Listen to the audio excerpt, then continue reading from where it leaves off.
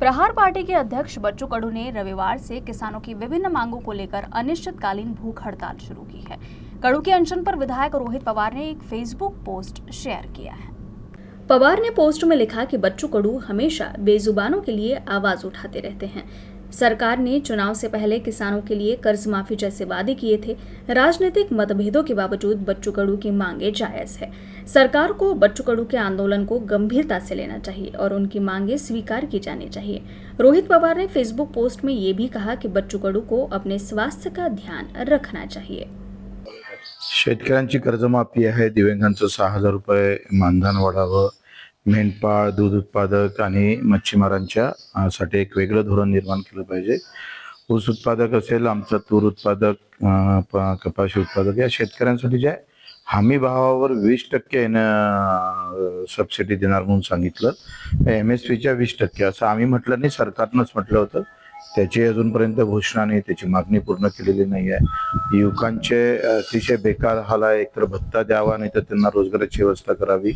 घरकुलाचा जो निधी भेटतो तो फार कमी भेटतोय, 1.25 लाखात काहीच होत नाही।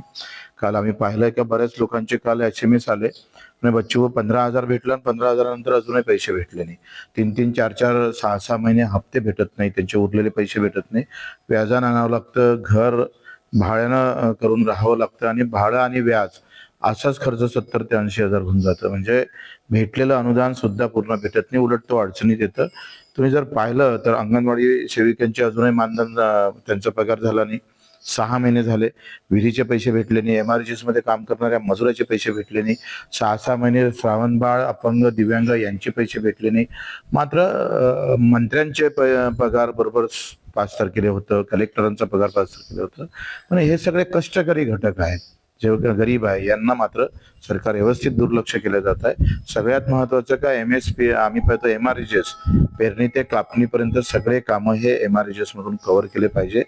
फळ उत्पादक शेतकऱ्याला जर 3% लागवडीसाठी देत आहे, तसंच त्याला 3+5 म्हणजे उरलेले 5 वर्ष सुद्धा MRGS मध्ये त्याला कव्हर करणं गरजेचं आहे। मजुरीचा खर्च या सगळ्या मागण्या घेऊन आम्ही सरकार समोर हे उपोषण सुरू करतो आहे।